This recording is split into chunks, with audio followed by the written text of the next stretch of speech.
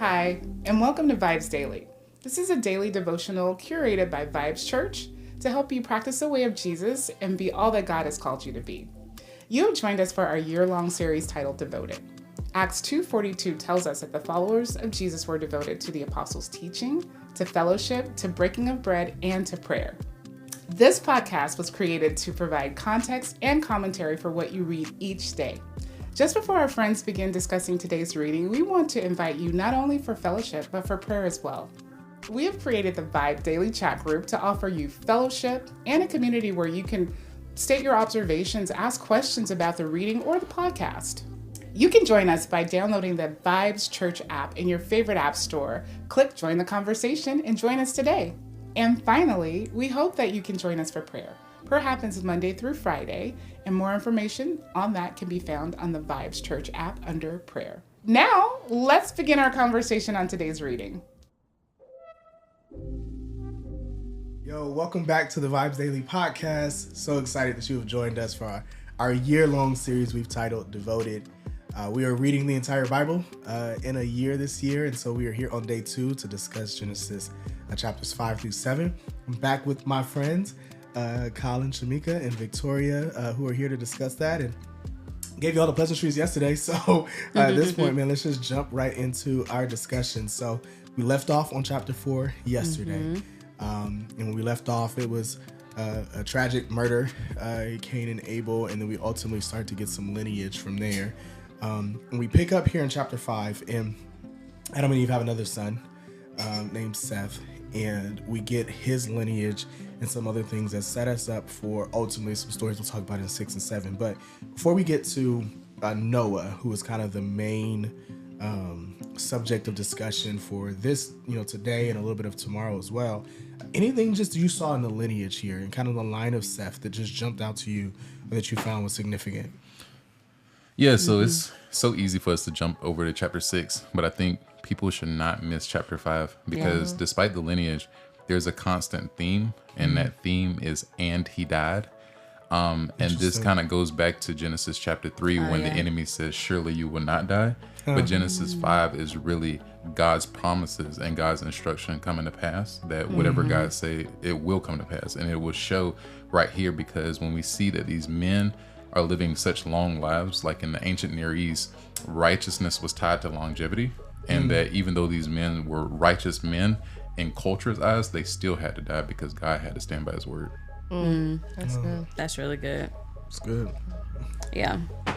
I love the genealogy that we're getting from this because, I could be honest, normally these are the things I skip over because it's hard to pronounce the names or whatever, but I thought it was unique that out of all the sons and daughters that Adam and Eve had, that the 3 that was identified was Cain, Abel, and Seth. And we already know, like, Abel's lineage ended because of his death through his brother.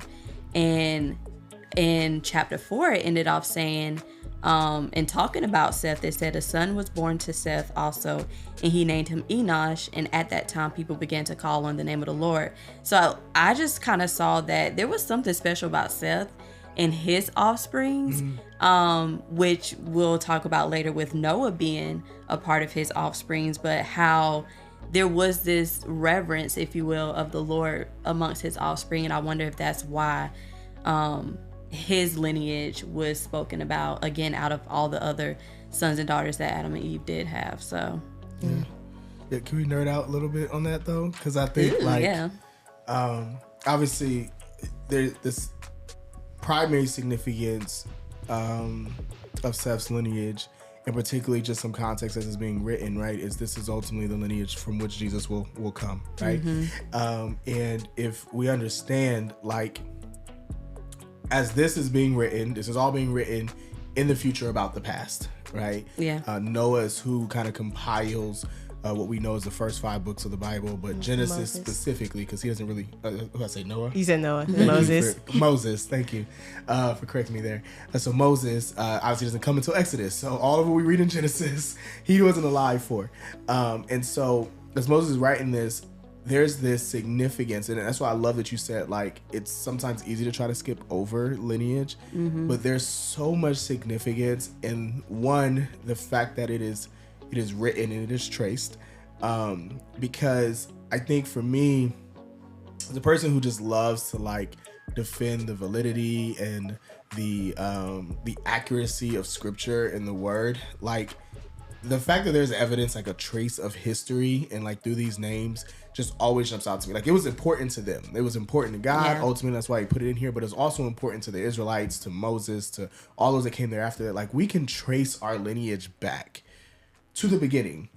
And we're going to continue to trace it forward, as you'll see kind of throughout. And so I think it's important to just like, it's significant. And honestly, I mean, I'll just say today, like, I couldn't do this. Like, I couldn't go this far back. Like, might get to my great grandparents at best, you know? And after that, I couldn't tell you where I'm from.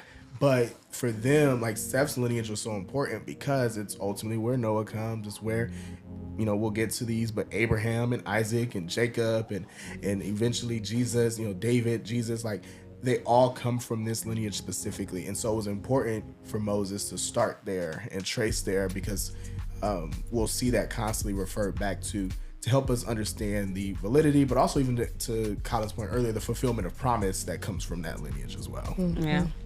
Yeah, I think even verse 3 stuck out to me, just this, once again, highlight on Seth, because it said he fathered a son in his own likeness after his image and named him Seth. And to me, it was this emphasis of like, again, how the Lord created us. It was like this recreation of humankind through humankind, like in his own likeness after his own image, and he named him Seth, like he was his. Yeah. That's so good. That's really good. Yeah. Anything else? We obviously get a lot of other people from Seth until we get to Noah himself, kind of at the end of this. But anything else that just jumped out to you about these things? Any questions, observations, kind of from this chapter? So one thing that stuck out to me was in verse 21 with the story of Enoch. We know like Enoch is like different because like he walks with God the 365 years, and like the way I've always heard it in church was like Enoch has always walked with God, but that's not what the text says. It's like after he gave birth to Methuselah, he walked with God for 300 years and had other sons and daughters. And like the beauty in this is like something that he gave birth to, he was able to point back to God and helped him to like improve and like continue to walk with God. And like when we give birth to something, like it should cause us to want to get closer to our Creator. Yeah. Yeah, That is that's interesting. After is definitely in there, right? Like it's not like you're there forever. It's like after that point. Yeah, that's good. And as a father, I can understand it. I feel like having kids, man, it changes some things. And he probably just needed God more than ever at that point. This is what happened. Yeah. That's good though. He could trace that. That's awesome. I just love that there's a significance of walking with God, because we see it with Adam and even the garden. Adam walked with God, and now here Enoch walked with God, and we'll get to Noah eventually, but Noah walked with God. And then I just see this like significance and this yearn and this desire, like that God's looking and searching for someone to be community with me and to walk with me and to like be dependent on me. And so I see this throughout scripture, and so I think it touches my heart, because I just know that like, Lord, I want to walk with you. Like I want to. What does it feel like to just walk with you? Like what was it like? And I mean, with the Holy Spirit, we're doing it every day, but like, Lord, let me really embrace what that is on a daily basis throughout the day. And I think it's so good you said that, because like so many times when we talk about legacy, we'll talk about he made this many millions, he started this business, but all these people, all these men's legacy was defined by who didn't walk with God and who walked with God. That's so true. Yeah. That's good. Yeah, legacy is it was one of the terms, the words that like as we were reading through this that jumped out to me as like a theme in general. Because we back up to Adam, right? Adam had everything. He had all these animals. He was naming animals. Like he had all this other stuff, but he was just he didn't have legacy. Like he didn't have anything that was going to live on with, from him. And so ultimately, God noticed it wasn't good, and we kind of see that constantly. But yeah, that there was this, even as you look at the blessings, right? Be fruitful and multiply. Like there was this emphasis on like what's gonna last, and to your point, what in God's eyes, what was blessed was to be with Him. Yeah. That more so than what you had or what you lost or any of that. If you were with him, that was the blessing itself, was to actually walk with him. Yeah. Yeah, I'll say before we kind of move to 6, like, I also just think as you brought that up, I just started to imagine, like, and ask questions to myself, like, why walk with God? Like, why not sit with him or run with him? Like, you know, like, why walk? And I don't know that I have the answer to this. I'm not saying it's necessarily explored here in text, but, you know, I did wonder, like, okay, one, I mean, it's obviously an action, it's movement, right? It's not to sit still. God is active. He's always trying to do something. Yeah. But I do think that it was intentional. There's a pace to it, right? Like, it's not just like from thing to thing, but it's like, let's enjoy the moment and the journey that's a part of it, and to be in that pace and to not get ahead of him or behind him. Yeah. You're not walking ahead of him, or you're not following behind him. You're walking with him, kind of side by side at his pace. So again, I literally, just as you kind of shared that kind of came to mind, just that word picture of walking. But it is a question. I'm just curious, like, why this emphasis on walking with God? Yeah. I think that, like, what you said that I thought about was, like, this journey, like this continuous journey with him.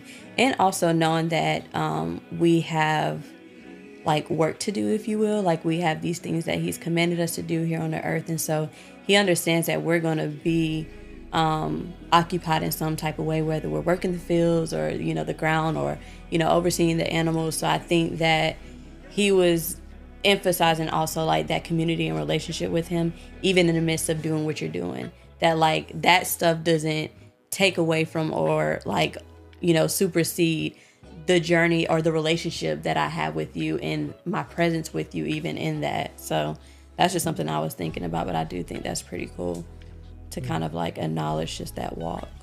Yeah.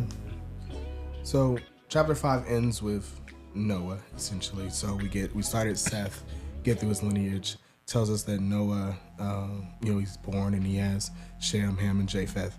And then chapter 6, we would think goes right into Noah, but it doesn't. It actually takes a quick pause here in the break to deal with kind of these sons of God, the Nephilim, and some others. And I know, Shameeka, when we were kind of discussing some of this via, you know, chat earlier, you had some thoughts on this particular section. Anything that you wanted to kind of share here, or questions or observations from these first couple verses in 6? Yes, I'm like, I've been waiting for this moment to have this conversation, because to me it was just like, okay, we got the sons of God and the Nephilim just popping up out of the scene. I'm like, wait, hold on, pause. Like, who specifically are them? Like, you see this distinction that's being described, that they're not mankind, they're different than mankind. And then some commentary or some things will mention, like, the sons of God example being fallen angels. And then, like, the Nephilim, like, you know, they're a product of them, but they're giant. And I'm just like, okay, because we started in Genesis 1, when and where did all of this happen? Like, and all that stuff. So I think I'm curious to know from you guys is, like, and this does tie back into Genesis 1, like, in Genesis 1, the heavens and the earth were created. And then if we're thinking about, like, okay, you had the angels in heaven and Satan was kicked out. Okay, but when did that happen? In this timeline, and how did, again, this fallen angels, where did that take place in history, in the timeline? Will we ever know? Collin's on the edge of his seat. Yeah, so I love Genesis 6. That's why I'm sorry. So, like, in Hebrew literature, there was something called the Apkalu, and these were known as, like, the wise men on the earth. And so their giant nature and status, it spoke to their wisdom more than their physical nature. And so these were the men that were the men of well renown, that were considered, like, the highest people in a society, because they knew everything. And so, like, if you watch the show Game of Thrones, I'm not sure if anybody here is Game of Thrones fan. There was, like, a scene where the king would sleep with anybody he wants to, because he was the highest in the land. And so this is kind of like similar to what's happening in Genesis chapter 6, that these wise men use their wisdom to usurp God's will. And so God no longer needed to be in the picture. And so that's why it grieved his heart, because God was like, I need you to submit to my will instead of using your own wisdom that I gave you. That's interesting. I've heard an explanation of it in that way before, but I have another thought. Okay. I don't know if I can pitch it.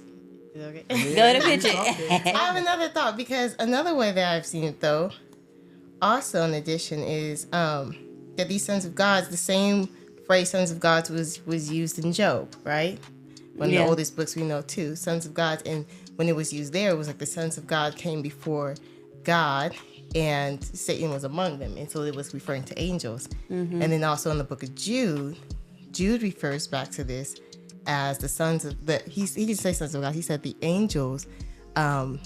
They left their position, their place, and pretty much were defiling. And then if you go to the book of Enoch, the book of Enoch kind of breaks this down even more and gives names to certain angels that have come down and messed with the women of the earth, and then also taught them different tricks and different things about the earth and certain evil things and evil practices, and it kind of expands upon the evil that was in the land. But in my opinion, I always thought this was angels and that their size as a Nephilim was also actual physical, because when we see Goliath as a descendant of the Nephilim, right? Yeah. And they were of big, large stature as well. And so to me, I've always seen this was actually angels though, like angels and fallen angels that in the book of Enoch have given names to them and even identified which ones who are coming down out of their position and place, like Jude said, and had defiled the earth, and that you had gotten so bad that the Lord was just kind of like, nah, like y'all have to go, like all of y'all have to go. But it's interesting though, because we still have descendants of the Nephilim Later on, with Goliath and stuff. So it kind of confuses me in that. Yeah. So. I think even to your point, like if I'm just thinking about pictures and stuff that I've seen to describe angels, like you would see it being like half human form, but then having wings. And it kind of made me think about, like, I wonder if that was that crossbreed of this, you know, the sons of God and mankind happening, where you see that as being a depiction. But yeah, it's so mysterious. It is. Yeah, and I think what blows my mind about it is, as it's written, I would assume that the original readers of this know exactly what Moses is talking about. We're confused or not. Yeah, like we're thousands of years later, we're like, oh, I have no idea, you know, and obviously you have lots of research and study and reference, but like as Moses writing it, like he doesn't feel the need to explain, because the people who are reading this know exactly what he's referring to, right? I think ultimately, as we continue into chapter 6, what matters more than anything is what we find out is that these are evil people. Right? Like they are evil and wretched, and they're causing issues and problems, and ultimately that spreads so much to the fact that God just looks down on earth. And this verse, I should say, I don't know, I almost cried. Verse 7 of chapter 6, when it says, "Then the Lord said, I will wipe mankind who I created off the face of the earth together, the animals, creatures that crawl, and birds of the sky, for I regret that I made them." When I say like, I want to cry. I prayed to the Lord. He never looks at me and says like, I regret that I made. Like, I just, that feeling, right? Like to know that God won't have that emotion, but like to feel that, like a God who is perfect and never makes mistakes felt regret over making mankind. Like that piece it struck me. But again, the world had become so wicked that like he was just like, this is some problem. And ultimately it's what leads to the flood that we end up reading about. Prior to that, I think my first like grieving point was verse 3, when he said, "And the Lord said, my spirit will not remain with mankind forever, because they are corrupt." Like just knowing that as a result of this corruption, these crossbreeds, like all this stuff that was happening, like what was being like shrunken was the spirit was being quenched through all of that. And he's like, man, like I'm going to remain no more. Like the people that I created in my image to bear and to look like me, like that's not going to last long, like because of the trajectory of how things have gone. And then leading up to that point, like, you know, ultimately God makes a decision. But it was like, man, like, like God's desire has always been to dwell within us. And reminds me of Collin's mentioning earlier about righteousness and the longevity of life. Mm, And they become so evil. He was like, no, I'm cutting these years down. And I think, like, to the point you made, like, it hurts when it says, for I am sorry that I have made them. But it's like right after you had that, but Noah. And I'm just like, God always leaves a remnant. Yeah, Come on. Yeah. Oh, I like Come on, that. There remnant. you go. That tension, justice Exactly. and mercy. And mercy. Right? Like, I gotta do something because it's gotten bad. Yeah. That's But good. there's mercy because of Noah. And I love it. It tells me in verse 9 that like he was righteous and blameless among his contemporaries. Noah walked with God, back to your point. But to me, I think there's like a little slight shade that like it's among his contemporaries he's righteous. like compared to everybody else, like he's good. But as we go on and read later, like he got his own issues too, right? Like, and I think that's the reality, right? And God knows that. God knows that we are corrupt, knows that we are sinful. And despite that, he loves us, right? Like we see that time and time again. He continues to bless us despite our sin. But like, I do love that it was just kind of like, yeah, he was righteous among his contemporaries. Like he's the best we got. He was the best, the best of the best. But I don't know. I kind of giggled when I first read it. I was like, among his contemporaries, though, not like he's not just righteous. He just compared to everybody else. Yeah. But yeah. So getting to Noah, he gives them a lot of instructions of kind of what to do to build this ark and prepares them for this flood. Anything that just jumped out to you guys about his conversation with God and God's kind of directive to Moses? To Noah. I keep doing that.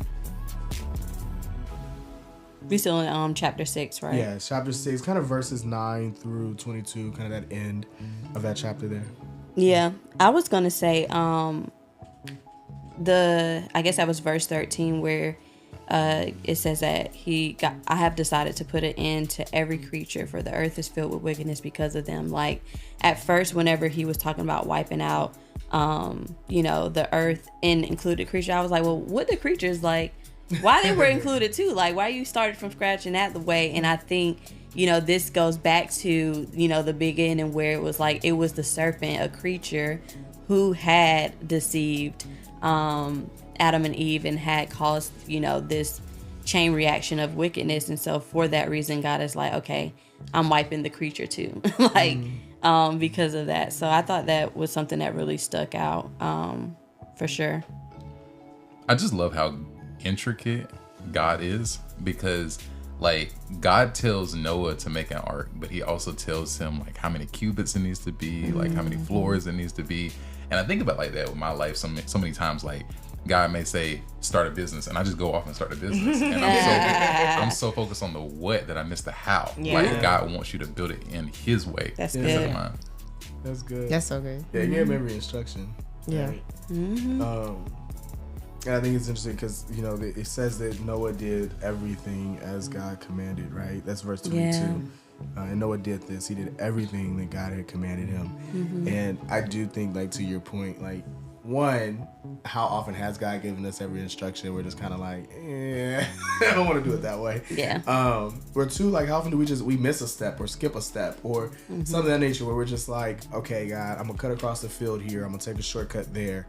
But it's like Noah did everything that God had commanded. Like he did it as God said and followed his instruction. I think it just challenged me to obey completely and not just in part, particularly. Yeah. At the end too was just such a reflection again of the Trinity, because when God commanded something and spoke it, it was said exactly how He commanded it to. And I think that's also like where that mercy came in and saving Noah, potentially someone that is righteous and good, because God's like, I'm actually really saving myself. Like I'm saving the thing that I know is good that has been put in mankind, that is my image. So I thought that was really cool, for sure. And then there was something else that I had saw that I wanted to point out. It may come up later, but y'all can continue. Yeah, I think there was such a miracle in the fact that like all these animals came to him.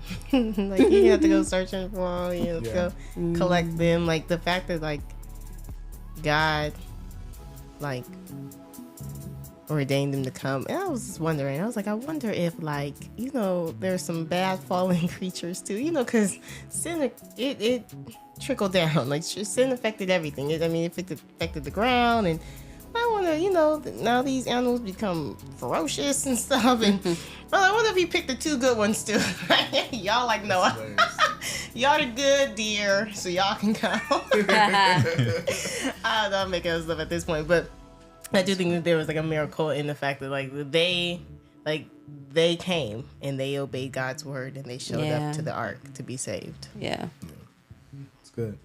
Was this the first time we saw the term and just the action of a covenant is in this chapter?